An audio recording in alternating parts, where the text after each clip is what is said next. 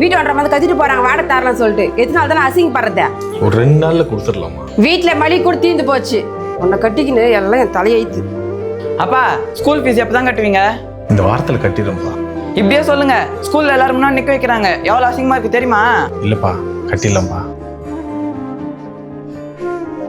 அப்பா யூனிஃபார்ம் வாங்கி தரீங்களா தர மாட்டீங்களா? வாங்கி கொடுக்குறோமா. ஒரு அப்பனாவும் ஒரு புருஷனாவும் என்னோட கடமையில முழுமையா நிறைவேற்ற முடியல. நான் இருந்தா என்ன இல்லைன்னா என்ன?